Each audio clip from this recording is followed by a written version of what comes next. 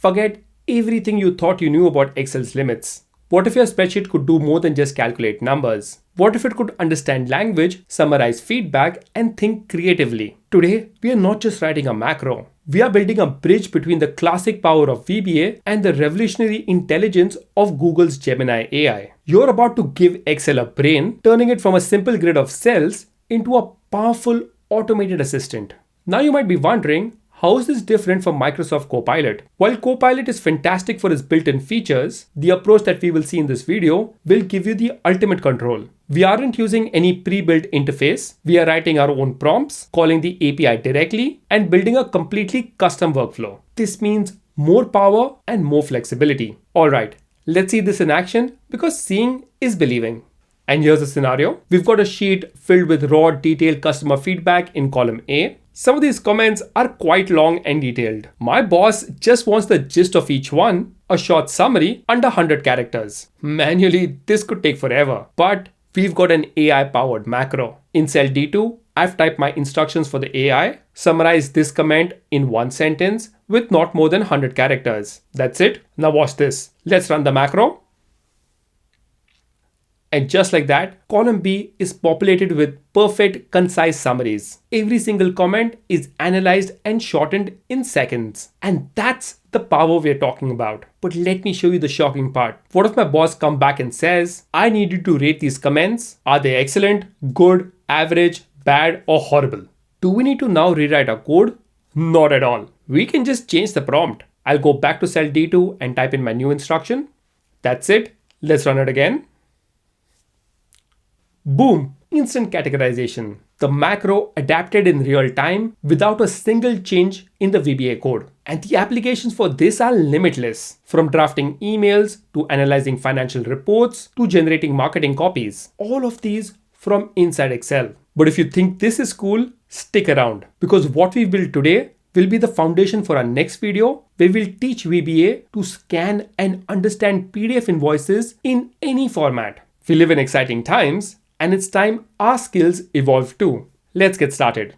Let's do a quick orientation of our Excel sheet first. The sheet's name is Feedback Summary. Column A has the comments. The top row is reserved for headers. We will generate our responses in column B. The prompt will go into cell D2. And we will create a button to run a macro at the very end.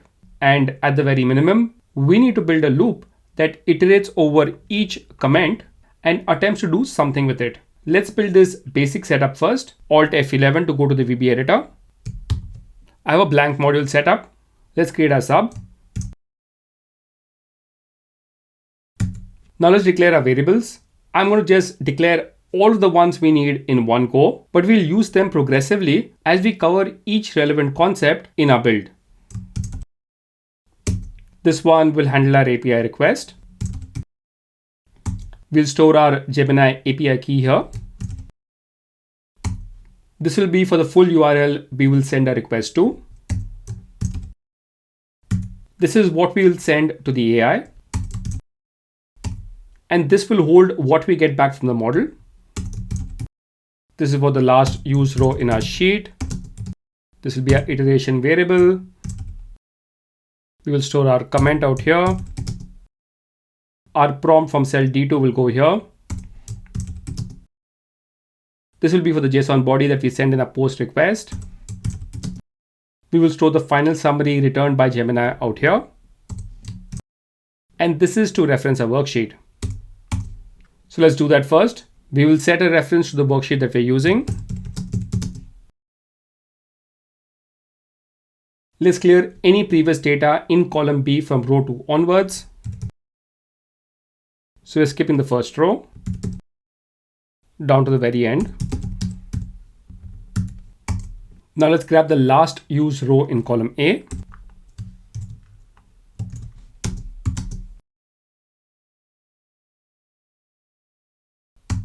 And now let's build a for loop to loop through each comment. We will start from the second row to skip the header. Let's scroll a bit down. So first, let's grab the value from the cell that we're iterating over, which is our comment. Let's put in the validation to check for blanks because there is no point in sending empty comments to the model. So if it's not blank, then we'll just reserve the space for building our prompt and sending the API request. And at the very end, let's just add a message box to let us know that the process is done. Okay, so that's a basic loop and structure in place. And in the next part, we will set up the API call to Gemini. Now, let's write the next 2 lines to connect our code to Google's Gemini API. I will write them out and then explain what's actually going on.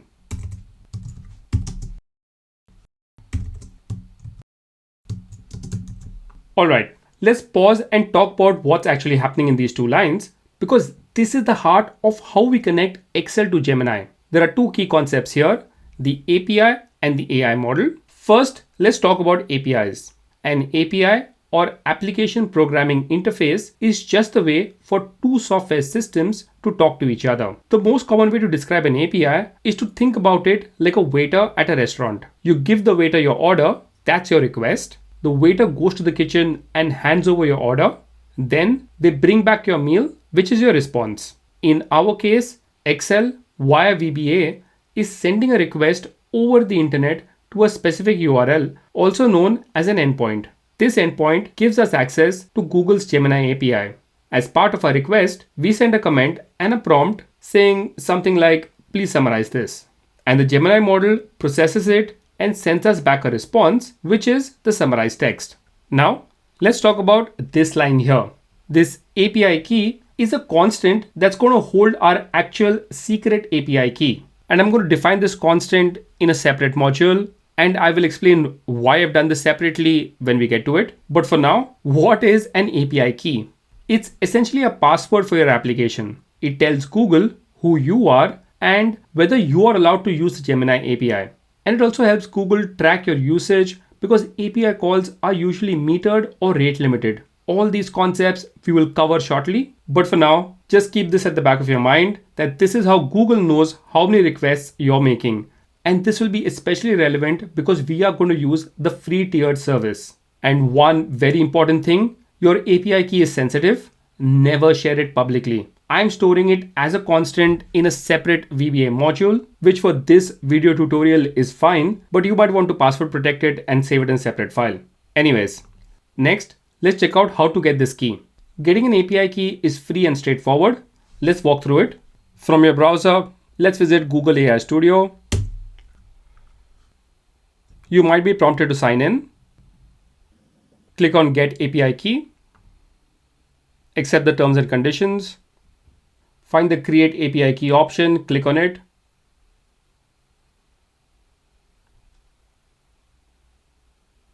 Our key has been generated. Copy, come to VBA, create a constant and save it there. And that's it. You now have a key to communicate with the Gemini API. Now let's come back to the second piece of code that we had typed. Let's break this down. This part is the base URL for Gemini's API. And this part tells the API 2 things. The exact model that we want to use, which in our case is Gemini 2.5 Flash, and the action we want to perform, which is generate content. And you can see we are appending the key that we had gotten earlier and sending it within the URL itself. Okay, let's deep dive further. So what exactly is a model? When we're talking about an AI model in this context, we are referring to a large language model or LLM. An LLM is a complex AI brain that has been trained on a massive amount of text and code. This training allows it to understand, interpret, summarize, translate, and generate human-like text in response to a prompt. For my VBA coding projects, I mostly turn to either OpenAI's ChatGPT models or Google's Gemini models. I have specifically chosen Gemini 2.5 Flash, which is the latest, fastest, and most cost-effective model in the Gemini family. We can come to Gemini's API documentation page and see the latest models available to us. So we have 2.5 Pro, 2.5 Flash, and 2.5 Flash Lite. We are using 2.5 Flash because it's fast, capable, and has generous free tier limits. You can browse through the comparisons of the various models out here. And depending on when you're watching this video, you might see models with different version numbers, but the concepts that we're going to discuss now will mostly remain the same. We are building a macro for testing purposes and we don't want to pay for anything. So what we're really interested in is the free tiered services. In the case of Gemini, we can freely access each of these models, but each of them has a certain set of restrictions, and we need to understand exactly what those are. So what we will do is come to the rate limits page. Rate limits are basically usage caps. They control how often you can call the API so you don't overload the system, especially in the free tier. There are three key limits you need to know: RPM, TPM, and RPD. Let's scroll down. RPM, or requests per minute, tells you how many API calls you can make in 60 seconds. For example, we are using 2.5 Flash, which means we can make 10 requests per minute, or in other words, send 10 prompts per minute. And you can see the pro version is a bit more stricter. You can only send 5 requests per minute. Why this matters is that if you are summarizing a lot of rows in a loop, we will need to make sure to add a sleep delay between the requests or batch them in sets of 10 to avoid hitting this limit. In our example, we are only summarizing 3 comments, so we should be fine. Next is TPM, or tokens per minute. This is the amount of content you're allowed to process. Each of the latest free tiered models gives us up to 250,000 tokens per minute.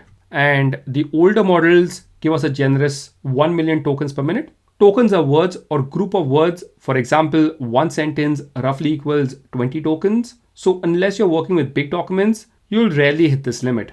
And next up is RPD, or requests per day. This is a daily usage cap on how many times you can call the API. So Gemini 2.5 Flash gives us 250 requests per day, while the 2.5 Pro model only allows 100 requests per day. If your macro stops working and returns an error, especially after continuous usage, you might have hit this daily limit. As of now, I find the 2.5 Flash free tiered model the best for testing, so we will use that. If you want to implement this for business purposes, you might want to consider upgrading to paid tiers. Okay, back to our URL. So by setting this URL up and appending the API key at the end, we are telling Google, hey, I'm a verified user and I want to use Gemini 2.5 Flash to generate a response from this prompt. And once that's in place, the rest of our code can handle the back and forth, which is sending the request, getting the AI's response, and using it in Excel. So with this setup in place, you can now understand why we connect this way and how the system knows what to do. All right, now we've gotten access to the Gemini API and set up a URL. Let's look at the next critical step, which is what we are actually going to send to the model and how we format that correctly. This is the part of the code where we grab the prompt, which is the message we send to the AI, wrap it in a proper JSON format, send it to the Gemini API, and capture the response. Let's look at step 1 first.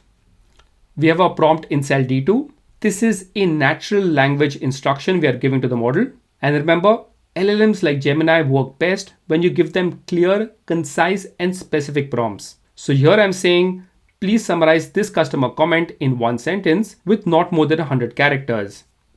Let's grab this cell value in our code. So this here is just our instruction. It's not a full prompt. What we need to do next is append the customer comment from the current cell and add it back to our instruction. So let's do that.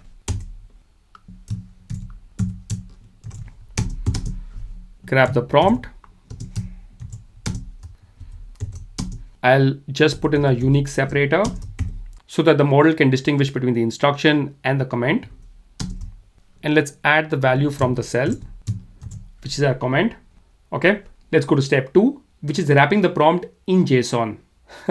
Again, I'm going to type this line out and then we will review exactly what it's doing. So just on the high level, we are going to create the request that we're going to send to our endpoint.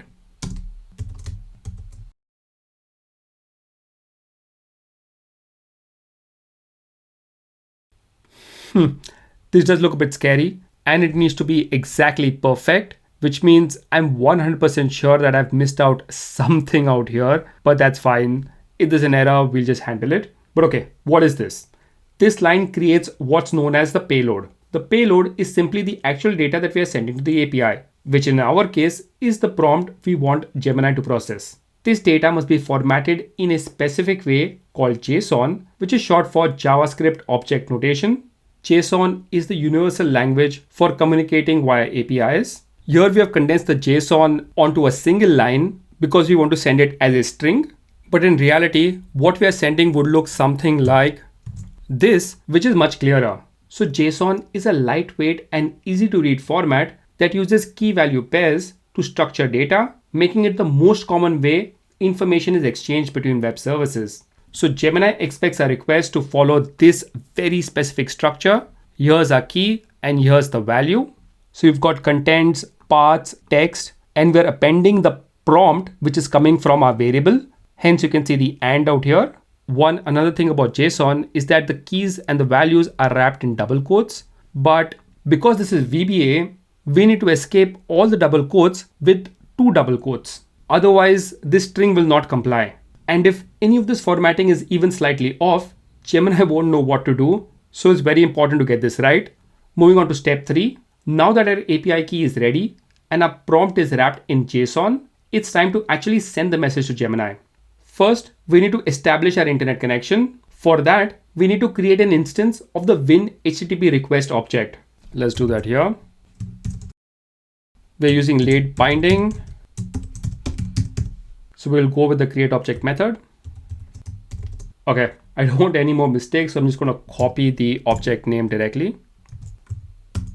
So what this will do is open an invisible web browser in the background. So it's a built-in Windows component that gives our VBA code the power to send requests to web servers and receive the responses. So you can consider that the HTTP variable is now a gateway to the internet. And now that we have our HTTP object, we can use it to prepare and send our requests in 3 steps. First, let's initialize a request. Okay, just let's remove this because it's eating up space. The open method initializes the request. We will use the post method to send a request, and we will provide the API URL. And this false argument means that we're going to send our request synchronously, which basically means that we need to wait for the request to complete before moving to the next line of code. Next, we need to provide a header, which is like attaching a label to a message. So we will use set request header and specify the content type as the application JSON, which is just telling the Gemini server that the payload we are sending is formatted as JSON. Okay, finally, let's send this payload. So here, we will transmit a JSON payload across the internet to Gemini. And to make this easier to think, just imagine that behind the scenes, these lines work together like composing and sending a well-structured email to the Gemini API. Okay, so we sent a payload. Now for the exciting part, getting Gemini's answer back. We do that with a single line.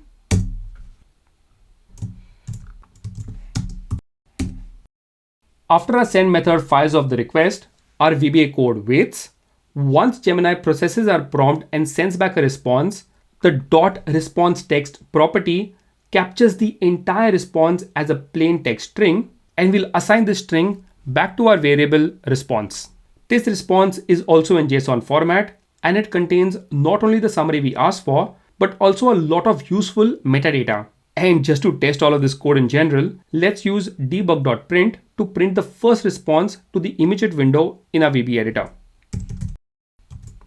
Let's put a breakpoint here, run our code, fingers crossed. Okay, I know what this error is. Let's click OK. The post method needs to be wrapped in double quotes. Let's do that. Save, run again. Okay, we got a response. It is pretty big. So what we will do is just copy the entire thing, go to Notepad and paste it here to see what it looks like. As you can see, there is a lot of information here. We have some metadata about token usage and why the model stopped. But what we really want is the actual summary, which is this value of the text key that is nested deep inside the structure. In the next step, we will write a function to parse this JSON and extract just this piece of text. Before we move on, I want to mention something important. What we have built is a happy path script. It assumes everything will work perfectly, but in the real world, you need to account for errors.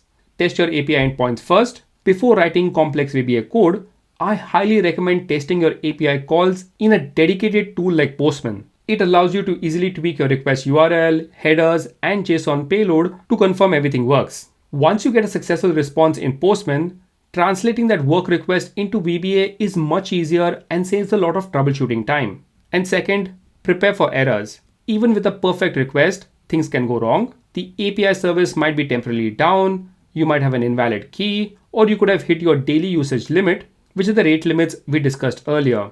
A robust script would check the HTTP status code first. For example, a 200 status means OK, while 429 means too many requests. Ideally, you would add error handling logic in VBA to check for these issues and react accordingly. However, to avoid overcomplicating today's tutorial, we'll keep our code simple. Alright, now that Gemini has sent us a response, we need to extract just the part we care about, which is the summary text, and then write it into the Excel sheet next to the original comment. We will do this by building a helper function called parseSummary, which takes the full JSON response as a plain string. Let's just do this in a new module. Create a function. So here we will accept a string as a parameter and output the extracted response as a string as well. Ideally, for more complex JSON structures, you would have to use a proper JSON parser like the JSON converter library, which you can download from GitHub. However, for this relatively simple, focused task, using string matching is perfectly fine. If you're interested in handling more complicated JSON structures, my next video will be covering that. Okay, first we will define our start token. This is the exact part of the JSON string where the actual answer begins, which is any text that follows this string value. You might be wondering why there are 3 double quotes. The first and last double quote is for a VBA string, and these 2 double quotes is what we discussed before, which is to escape the actual double quote behind the value text in the JSON structure. Okay, so this value is our anchor point to find the start of the summary, and we want to grab everything up until we find the next double quote. This will be our end token. So let's define that. Now let's find the position where our summary begins using the insta function and our start token. Not a string, this is an integer because the insta function returns a number as the position value. Start from the first character, search the JSON text, and we will search for our start token. So if this function returns a non-zero number, it means a match was found. Let's add an if statement to handle cases where the start token might not be found. If the start token is greater than 0, we need to reposition our start index to move past the start token itself. So we are at the very beginning of the actual summary text. So we will reassign the start index to its original position and move these many characters to the right, which you can get by adding the length of the start token. Next, let's get the end index. We'll use the insta function again. This time we will start searching the JSON from the position of the start index, and we are obviously searching the JSON. And what are we looking for? We are looking for a single double quote, which is our end token. All right, same thing what we did here. If the end token is found, then using the calculated start index and end index, we can now grab our summary text using the mid function and assign the output back to our parseSummary function. So use the good old mid function.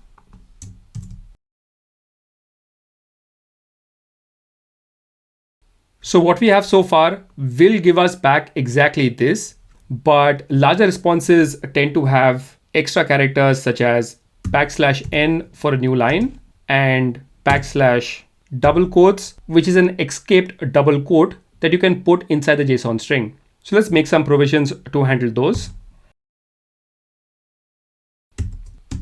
\n we will replace with VB new line so that the text appears on new lines in Excel. And similarly, \double quote we will replace with a single quote to correctly display any quotes within the summary. Let's add an error message if the end token was not found, and another message if the word text could not be found in the JSON payload. This condition would mostly come true only if the API returned an error. Ideally, we should handle API errors more precisely, but as I mentioned before, to keep this video short, I'm just adding the minimum needed to make sure our macro doesn't crash. All right, so that is our pass summary function. Now, what we need to do is go back and call the pass summary function that we just created, pass in the response, and we get a string response back, which we will assign back to another variable. And all that's left to do is output this extracted summary into the current cell in column B. Okay, save. That's it. Let's create a button to run our code from Excel itself. Go to Developer tab, Insert, Form Controls, Button, draw out the button, select the macro. Okay, let's rename this to call, actually I'll put a small I for AI. Okay, moment of truth. Let's run this macro. And that's it, it's done. To change the prompt, just type in a new prompt into cell D2. We've already seen that in the demo, so let's try something different. Let's try to use the Pro model instead. So what we will do is come back to the API documentation page. We want the exact name of the model. We want Pro, so let's click on Pro. Let's expand this a bit. This is what we're after. Copy. Let's replace the Flash model with the Pro model. Save, and let's run it. The Pro model is slightly slower to run. And I don't know, maybe this response is a bit more articulated, but I think for our purposes, the Flash model is fine. It is quite slow because it thinks. So if you type a prompt manually in the web page and select Pro, you'll get a little notification saying it's thinking. So I think that's what it's doing out here, and that's why it's slow. But anyways, this is complete. Click OK. And just like that, you have learned how to switch models to optimize for your specific needs. And that's it for this video. And there you have it. We have unlocked the power of Google's Gemini AI directly within your Excel spreadsheets, transforming them into intelligent automated assistants. And the possibilities are truly endless, from summarizing feedback to categorizing data in real time. And stay tuned for my next video, where we will build on this foundation to process even more complex tasks like understanding PDF invoices, all from within our VBA environment.